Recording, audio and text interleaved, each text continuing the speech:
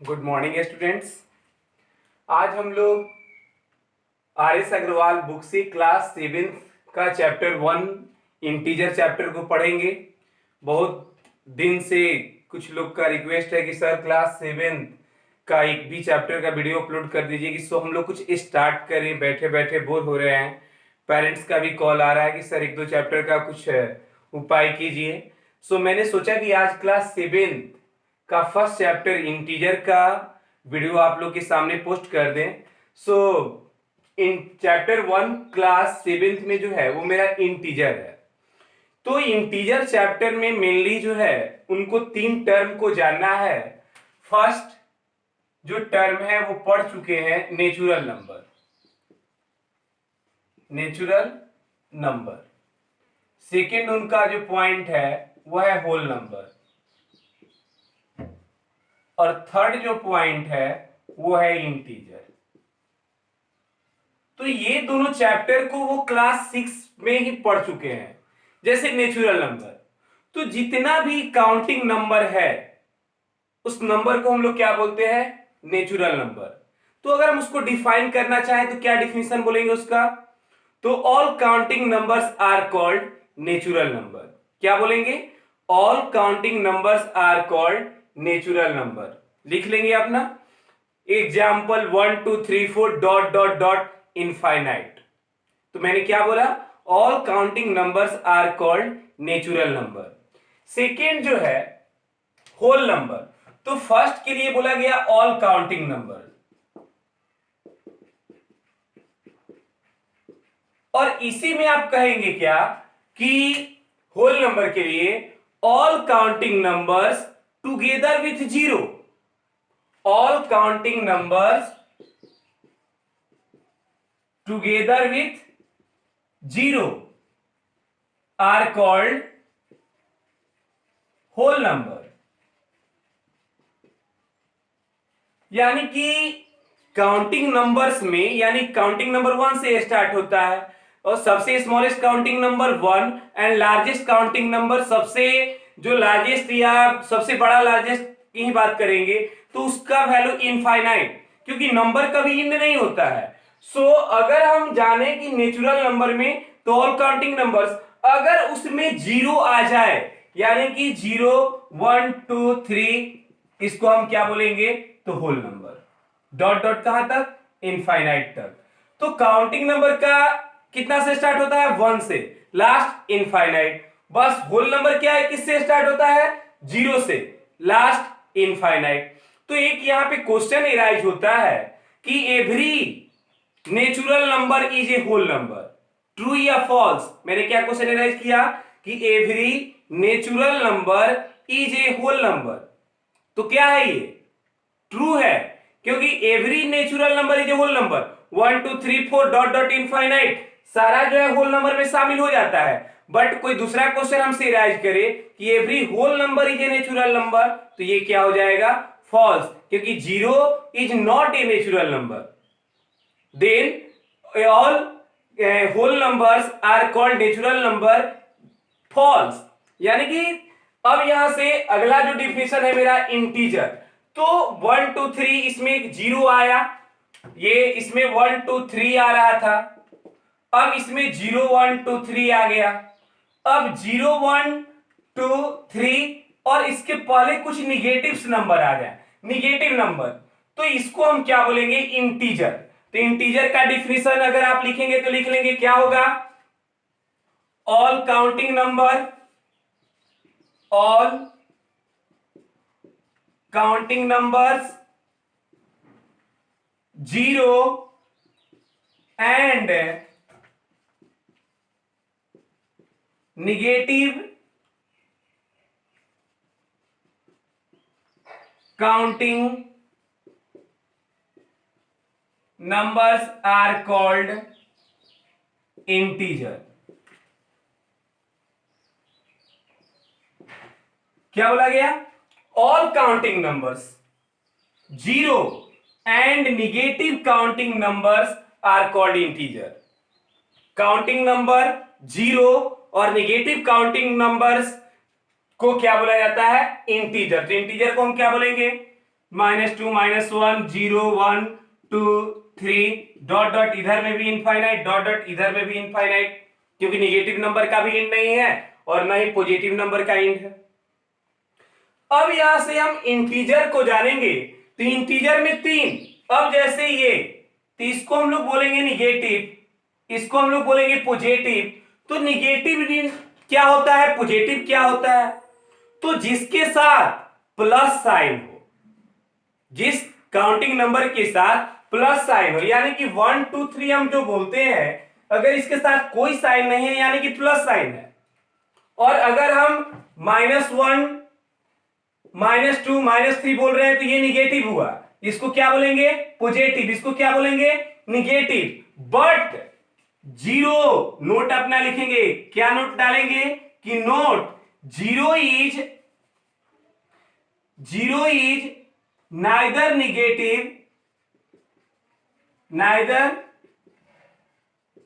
Negative nor positive. Zero न तो negative है और न ही पॉजिटिव है। कोई पूछेगा कि जीरो क्या है, तो जीरो न ही निगेटिव नंबर है, जीरो न ही पॉजिटिव नंबर है, zero is the centre of integer. Zero जो है वो सेंटर का काम करता है, किसमें, इंटीजर में। तो अब यहां से, अब नेचुरल नंबर पढ़ लिए, होल नंबर पढ़ लिए, इंटीजर पढ़ लिए। अब इंटीजर्स का एंड एडिशन ऑफ इंटीजर्स के कुछ प्रॉपर्टीज हैं, उसके बारे में हम लोग पढ़ेंगे, नोट कर लीजिएगा अपना।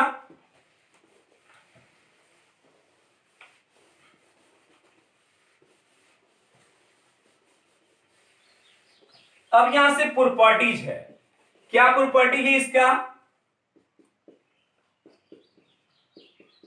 Properties of addition of integer. अब इसमें इसके प्रॉपर्टीज जो हैं वो 5 हैं। First properties closure property, second communicative law, third associative law, fourth existence of identify, और फिफ्थ एक्सटेंस ऑफ आइडेंटिव इनवर्स। अब क्लोजर प्रॉपर्टी क्या होता है, क्लोजर प्रॉपर्टी, फर्स्ट है क्लोजर प्रॉपर्टी। क्लोजर प्रॉपर्टी क्या होता है, तो क्लोजर प्रॉपर्टी वो प्रॉपर्टी है जो कहता है कि अगर हम दो इंटीजर को एक साथ ऐड करें तो तीसरा भी जो उससे बनेगा वो एक इंटीजर बनेगा। इट्स मीन्स यानी कि a plus B equal to क्या आएगा, c, where a b are integer, a और b क्या है, इंटीजर है, तो c भी क्या आएगा, इंटीजर। अगर दो इंटीजर को हम ऐड करेंगे तो तीसरा उससे क्या बनेगा, इंटीजर। क्लोजर प्रॉपर्टी में हम लोग क्या ध्यान रखेंगे कि अगर हम दो इंटीजर को ऐड कर रहे हैं तो जो उससे तीसरा बनेगा उसको हम लोग क्या बोलेंगे, इंटीजर। अब अगला जो लॉ है कम्युनिकेटिव लॉ, दूसरा लॉ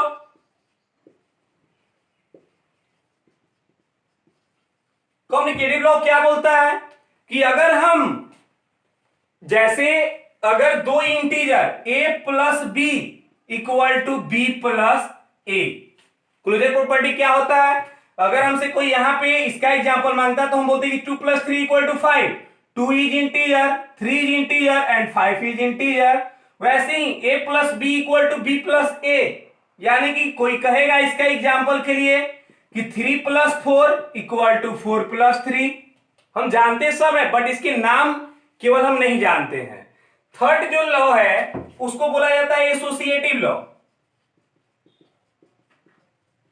क्या होता है एसोसिएटिव लॉ, अब एसोसिएटिव लॉ को कहा जाता है जैसे कि अगर कोई कहे कि a plus B plus C equal to a plus B plus C, कोई अंतर है क्या, अगर कोई कह रहा है कि 3 + 4 + 5 इक्वल टू 3 + 4 + 5, कोई वैल्यू चेंजिंग हो जाएगा क्या, या अगर हम कहें कि ऐसे भी लिख सकते हैं, कोई भी लिखने का तरीका अपना आजमा सकते हैं। तो एसोसिएटिव लॉ यानी कि कम्युनिकेटिव लॉ में दोनों साइड कोई सेम नंबर को ऐड कर दिया जाए तो क्या उस वैल्यू में कोई चेंजिंग आएगा? नहीं आएगा। इट्स मींस ये जो था वो मेरा क्या लॉ था? Associative law. और एसोसिएटिव लॉ में कोई एक एक्स्ट्रा, यानी a प्लस बी में एक c अलग से आया, b प्लस ए, तो यहां पे b प्लस ए भी आप लिख सकते हैं, कोई दिक्कत नहीं है। तो यानी अगर ऐसा होता है तो यहां पे कौन आ जाएगा? c। कोई भी चीज लिखा जा सकता है, या इसी को आप यही लिख सकते हैं कि a plus B plus C equal to A plus B plus C. जो मन है वैसे लिखिए। यानी कहने का मतलब यही है कि अगर a प्लस बी प्लस सी होगा तो c प्लस बी प्लस ए भी क्या होगा? उसके इक्वल होगा। एग्जाम्पल कुछ भी अपना डाल दीजिएगा। फोर जो लॉ है उसको बोला जाता है existence of additive identify. Existence of additive, extents of additive identify। extents of additive identify क्या है? extents of additive identify बोला जाता है कि अगर कोई इंटीजर में अगर हम जीरो को ऐड करें तो उसके वैल्यू में कोई चेंजिंग नहीं आता है। इट्स मीन्स कि a plus zero equal to A. तो ये कौन लॉ है? Existence of additive identify. ये लॉ कि अगर किसी इंटीजर में जीरो को ऐड किया जाए तो उसके वैल्यू में कोई चेंजिंग नहीं आएगा।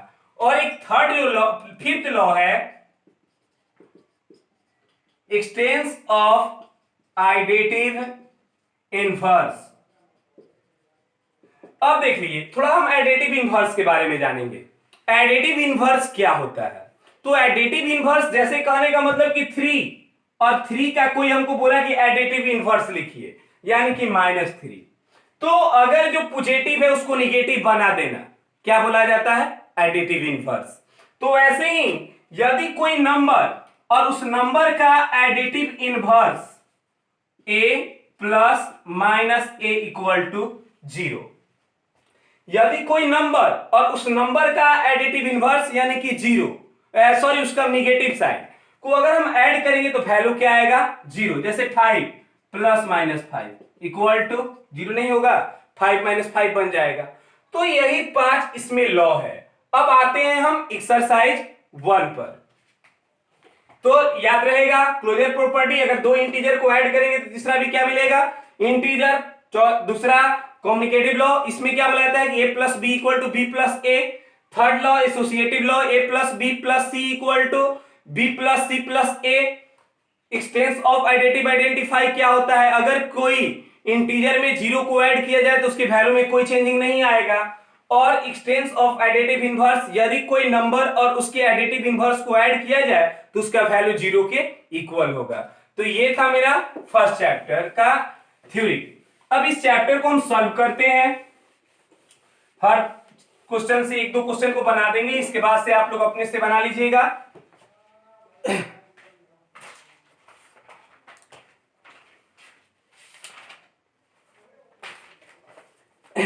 फर्स्ट है exercise 1A। Exercise 1A। Exercise 1A में क्या है? First number valuate. क्या कर रहा है क्वेश्चन कि 15 प्लस माइनस 8। अब देखिए तो 15 प्लस माइनस 8, 15 प्लस माइनस क्या बनाएगा? -8। कितना हो जाएगा आंसर? 7। ऐसे ही क्वेश्चन है -16 प्लस 9, -16 प्लस 9, तो -16 प्लस 9। तो साइन चेंज देखा जाता है। आपको सिंपल वे में समझना है तो देखिए एक तरीका बतला रहे हैं। जैसे -16, तो माइनस को आप कर्ज समझ लीजिए। माइनस को क्या समझेंगे? कर्ज। मैंने 16 रुपीज कर्ज लिया। और +9 और प्लस को समझेंगे कमाना। मैंने किसी से 16 रुपया कर्ज लिया और 9 रुपया कमाया, तो पहले जो हम किसी का कर्ज लिए उसको तो देंगे। तो मैंने 16 कर्ज लिया था, 9 रुपया मैंने क्या किया? कमाया। तो 9 रुपया तो उसको रिटर्न करेंगे ना, तो मैंने 9 रुपया उसको रिटर्न कर दिया। मैंने 16 कमाया था, 9 रुपीज उसको मैंने रिटर्न कर दिया। तो 9 रुपीज क्यों रिटर्न किया? मैंने 9 रुपये कमाया है और 16 रुपया उससे कर्ज लिया था। तो 9 रुपीज जब उसको रिटर्न किए तो अभी कितना? 7। तो क्या वो 7 मेरा हो गया? अभी 7 रुपीज इसको क्या करना है? रिटर्न करना है। यानी मैं जितना भी कमाऊंगा उसमें से 7 रुपीज उसको देना है। सो यहां पे आंसर क्या होगा? -7। Next, -7 plus -23। अब इसको समझिए, मैंने यहां पे कितना कर्ज लिया? 7 रुपीज। फिर यहां पे मैंने कितना कर्ज लिया? 23 रुपीज। तो जब यहां पे मैंने 7 रुपीज कर्ज लिया, फिर यहां पे मैंने 23 रुपीज कर्ज लिया, तो मेरा कितना रुपया कर्ज हो गया? 30। 7 रुपीज, यहां पे 23 रुपीज, तो मेरा 30 रुपी कर्ज हुआ कि वो मेरा हो गया? कर्ज हुआ। सो यानी -30। तो इस तरह के क्वेश्चन को हम ऐसे सॉल्व करेंगे। अब जैसे इसमें सारा क्वेश्चन ऐसे ही है। क्वेश्चन नंबर 1 को आप सॉल्व कर लीजिएगा। क्वेश्चन नंबर 2, आप माइनस को सिंपली कर्ज समझिए और प्लस को कमाना समझिए। पहले कर्ज का निर्धारण करेंगे, उसके बाद अगर बचता है तो मेरा है, अगर नहीं बचता है तो एक ऐसा क्वेश्चन देखा जाए जैसे ये एक और इसी में दिखला दे रहे हैं 5 नंबर, जैसे 53 प्लस -26। क्वेश्चन है 53 प्लस -26। मैंने 26 रुपीज किसी से कर्ज लिया था। मैंने कितना रुपीज कर्ज लिया था? 26 रुपीज। कमाया कितना रुपीज? 53 रुपीज। तो मैंने 53 रुपए कमाया, किसी का 26 रुपए कर्ज लिया था, तो उसको तो पहले 26 रुपए अपना रिटर्न करेंगे। तो 26 जब उसको हम रिटर्न कर दिए, 53 रुपीज था, 26 रुपीज उसको रिटर्न किए, यानी कि 13 से 6 गया 7, और ये कितना हो गया?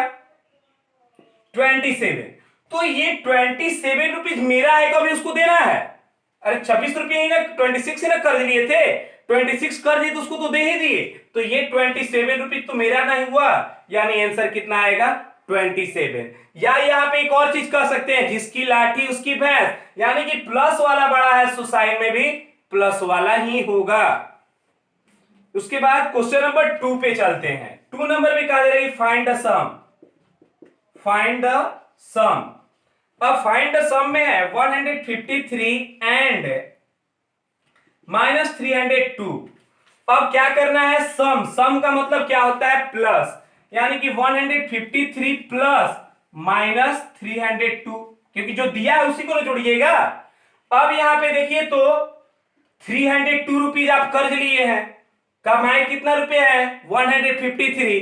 तो देखिए तो 302 रुपीज किसी का कर्ज आपने लिया, कमाया 153 रुपीज, उसको तो 153 आप रिटर्न करेंगे। रिटर्न किए तो 12 से 3 गया 9, ये कितना हो गया? 9। 9 से 5 गया 4, ये हो गया 2, और 2 से 1 गया यानी 1, यानी 149 ये आपका है कि अभी उसको देना है? अभी उसको देना है, क्योंकि बड़ा ये साइन है। सो यानी कि -149। अब यहां पे नेक्स्ट जैसे -1000 एंड क्वेश्चन नंबर है फिफ्थ है, एंड 438, ये क्वेश्चन है। अब देखिए यहां पे आपने कर्ज कितना लिया था? 1000। कमाया कितना रुपीज? 438। तो अब देखिए तो 1000 आप कर्ज लिए, 438 कमाए हैं, तो कमाए कम है, कर्ज ज्यादा लिए थे, यानी कि अभी भी माइनस में रहेंगे आप। तो अब यहां से 438 रुपीज इसको दीजिएगा, तो 438 उसको दे दिए तो आपके पास कितना बच जाएगा? तो 2, ये 9 से 3 गया 6, 9 से 4 गया 5, यानी कि 562 ये आपका है कि देना है? देना है। सो यहां पे कौन सा है? माइनस। तो ये जब आप कर्ज और कमाना समझ के चलेंगे तो आपका सारा क्वेश्चन इस पैटर्न का बन जाएगा। अब देखिए नेक्स्ट क्वेश्चन नंबर 3। इस तरह से क्वेश्चन नंबर 2 को आप सॉल्व कर लेंगे। क्वेश्चन नंबर 3 को देखा जाए एडिटिव इनवर्स। अब एडिटिव इनवर्स में कहा जा रहा है -83। तो मैंने जब इंट्रोडक्शन पढ़ा रहा था तो वहां पे आपको बतलाया था कि एडिटिव इनवर्स का मतलब होता है कि अगर वो पॉजिटिव हो तो उसको निगेटिव बना दीजिए, अगर वो निगेटिव हो तो पॉजिटिव बना दीजिए। तो ये क्या है -83, यानी इसका क्या हो जाएगा एडिटिव इनवर्स 83। बाबू यहाँ पे इक्वल का साइन मत डालना, क्योंकि अगर कोई कहेगा कि क्या -83 के इक्वल हो जाएगा तो इक्वल का साइन वहां पे हम लोग नहीं डालेंगे। अब यहाँ पे अगर कोई कह रहा है कि 256, तो 256 का क्या हो जाएगा -256, जीरो तो जीरो का जीरो, और उसके बाद -2001 तो क्या हो जाएगा 2001। नेक्स्ट क्वेश्चन नंबर 4 की तरफ चलते हैं। 4 नंबर में करना क्या है सब्ट्रैक्ट। अब देखा जाए 28 फ्रॉम -42, क्या लिख रहा है क्वेश्चन 28 फ्रॉम -42। तो बाबू जहां पे फ्रॉम लगा होता है हम उस साइड वाले से सब्ट्रैक्ट करते हैं, यानी -42 और करना है सब्ट्रैक्ट, सो -28। तो -42 और -28, 42 रुपीज कर्ज लिए थे, फिर कितना कर्ज ले लिए 28 रुपीज। अब कितना का कर्ज हो गया आपका, तो 8 to 10 का 0, 4 to 6 17, यानी 70 रुपीज कर्ज हो गया। तो इस तरह से और एक क्वेश्चन कोई सॉल्व किया जाए, जैसे एक है इसी में क्वेश्चन नंबर 5, 318 फ्रॉम 0, 318 फ्रॉम 0, 0 से किसको घटाना है 318 को, तो 0 माइनस 318, तो 0 माइनस 318, तो कमाया कौन रुपये जी 0, कर्ज कितना लिया है 318, तो बचा क्या देना कितना रह जाएगा 318, यानी कि -318 आंसर होगा। इस तरह से क्वेश्चन नंबर 4 तक आप लोग सॉल्व करेंगे। क्वेश्चन नंबर 5 के लिए देखिए,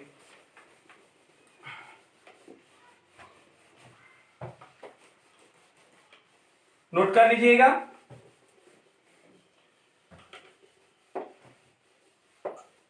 क्वेश्चन नंबर 5, जैसे 5 नंबर में कहा जा रहा है क्या कि सब्ट्रैक्ट द सम ऑफ इतना एंड इतना फ्रॉम -34, तो सब्ट्रैक्ट द सम ऑफ, तो 1032 और किसको, तो 878, इस दोनों को जोड़ना है।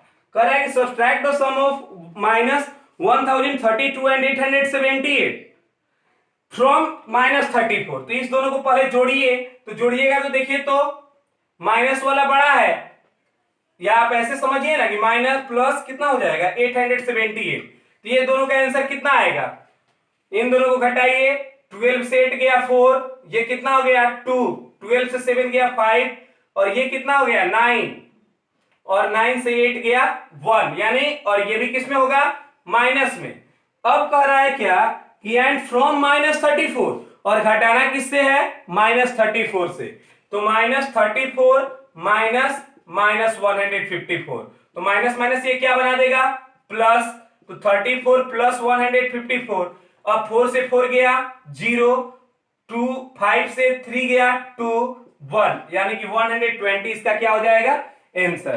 कैसे किया गया, तो पहले दोनों को जोड़ेंगे, -34 था, -34 से उसको माइनस कर देंगे। क्वेश्चन नंबर 6 कहा जा रहा है कि सब्ट्रैक्ट -134 द सम ऑफ 38, देखिए इसको सॉल्व नहीं करेंगे, समझा दे रहे हैं आपको केवल, जैसे यहां पे 38 और प्लस -87 कीजिएगा, और जो वैल्यू उसका आएगा उसको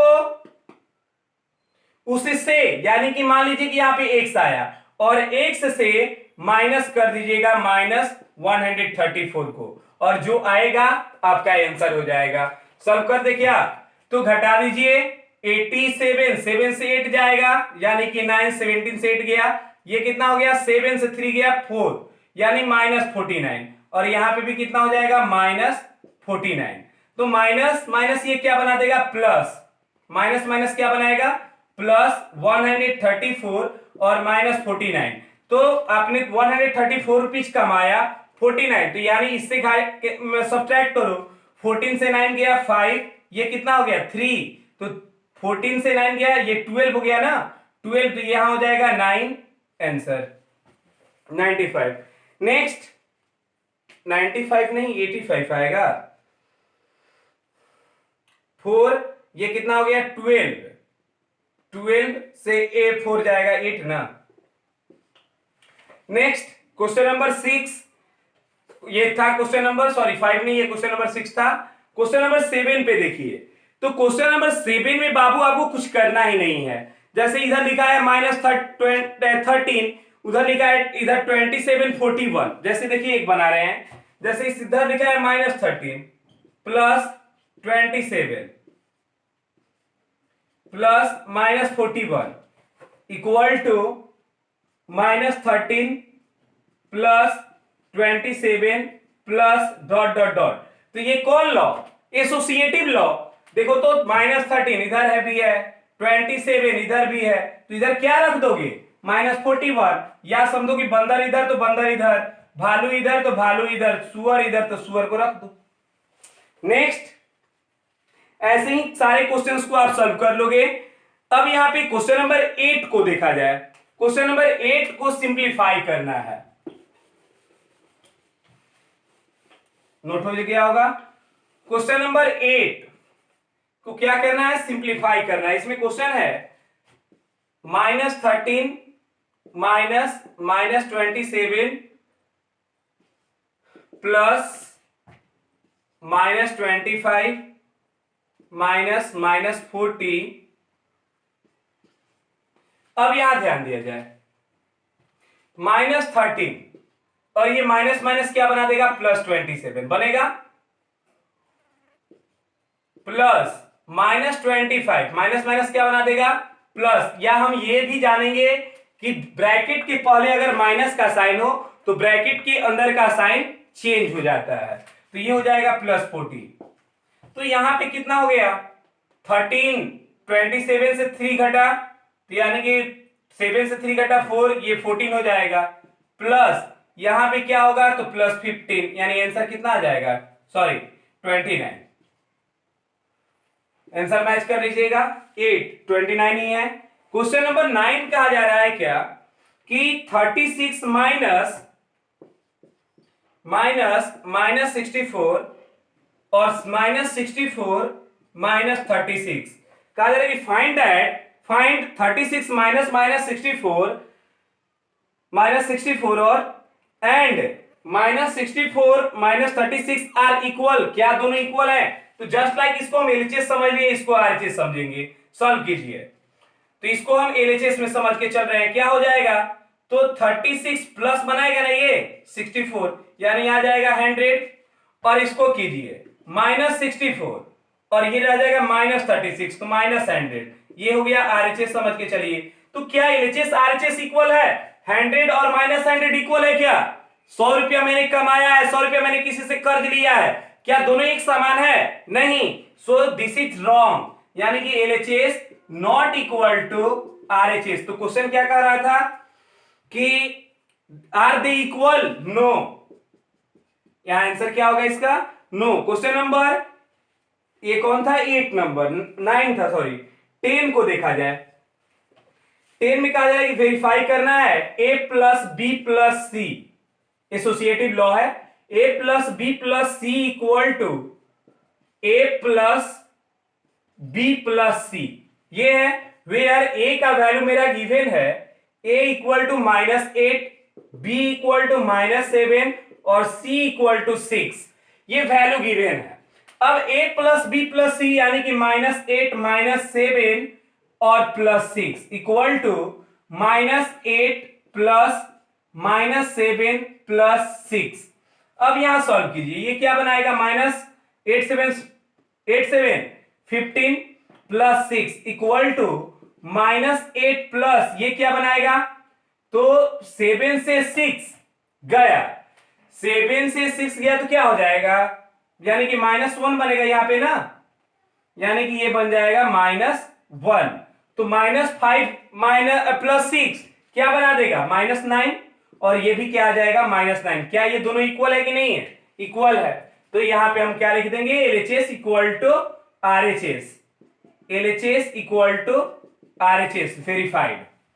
क्वेश्चन नंबर 10 तक हो गया। क्वेश्चन नंबर 11, नोट कर लीजिएगा। क्वेश्चन नंबर 11 क्या कह रहा है 11 नंबर कि a equal to -9 b equal to 6 so that same ऐसे ही रख करके आप इसको भी चेक कर लीजिएगा। Question number 12 sum of two integer is -16 if one of them is 53 तो find the other sum of two integer is -16। तो कहा जा रहा है क्या कि वन ऑफ देम इज 53 तो फाइंड द अदर, तो हम लेट करेंगे।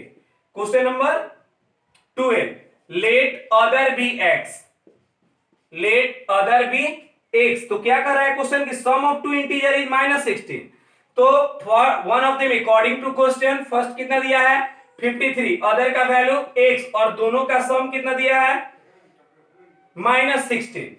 अब देखो तो x ये LHS में किस में है प्लस में, साइड को चेंज करेगा माइनस में यानी कि -53 माइनस माइनस माइनस माइनस ही बनेगा 5 3 8 6 3 9 और 5 1 6, आंसर हो गया। क्वेश्चन नंबर 13 को देखिए, कहा जा रहा है the sum of two integer is 65, one of them is इतना, तो फाइंड द अदर। सेम ऐसे ही बनाइएगा, लेट अदर भी x और रख करके सॉल्व कर दीजिएगा। Question number 14 the difference of an integer a and -6 is 4, तो find the value of a। कह रहा है क्या कि the difference of an integer a and -6 according to question क्या करें difference of a and -6, a -6 is 4 यानी कि इसका वैल्यू कितना है 4। तो कहा जा रहा है क्या कि find the value of a, तो a का वैल्यू, तो माइनस माइनस क्या बनाएगा यहाँ पे +6 इक्वल टू 4, तो a equal to +6 side change करेगा माइनस यानी कि बन जाएगा -2। नेक्स्ट क्वेश्चन नंबर 14 पे चलते हैं। द डिफरेंस 14 ही है नहीं, ये 13 तो बोले थे कि इस पर क्वेश्चन है, 13 नंबर आप बना ही लेंगे। क्वेश्चन नंबर 15 को देखिए, write two pair of integer whose sum gives, दो पेयर ऑफ इंटीजर लिखना है जिसका फर्स्ट का आंसर कह रहा है कि 0 आना चाहिए। कौन सा क्वेश्चन है 15 नंबर। क्या आंसर दो इंटीजर का पेयर लेना है जिसको क्या करने पे the pair of two integer sum, और उसको जोड़ना है, दो इंटीजर के सम को जोड़ करके 0 लाना है।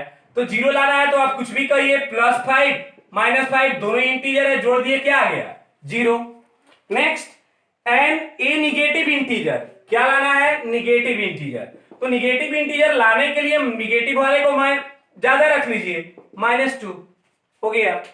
अब यहां पे N integer smaller than both of the integer, वैसा इंटीजर लेना है कि दो इंटीजर लेने के बाद और उसको जोड़ने के बाद भी वो क्या आना चाहिए उससे छोटा आना चाहिए। तो -5 प्लस -3 जोड़िए तो क्या आ जाएगा -8।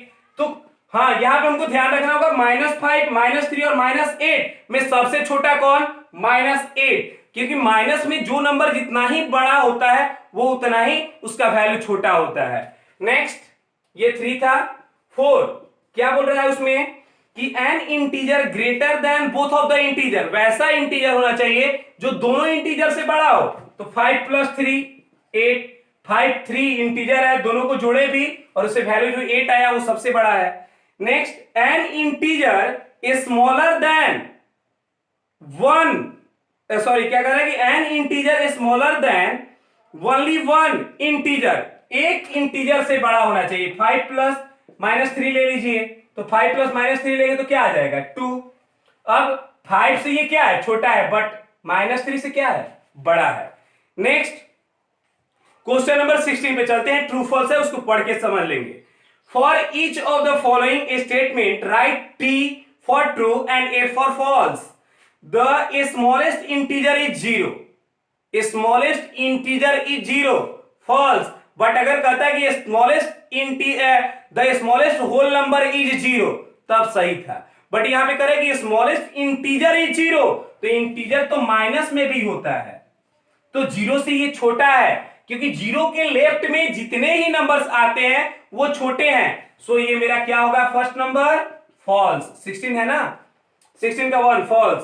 Second -10 is greater than -7, -10 is greater than -7, -10 -7 से बड़ा है, -10 -7 से बड़ा है, फॉल्स है, क्योंकि -10 जो है -7 से लेफ्ट आता है, और जो लेफ्ट आएगा अब जैसे कोई हमको कह दे कि ये प्रूफ कीजिए तो कि 2 और 3 4 में 2 छोटा है, कैसे छोटा है?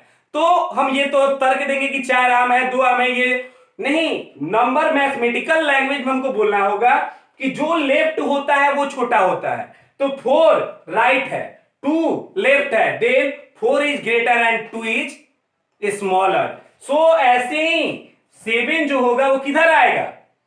7 किधर आएगा?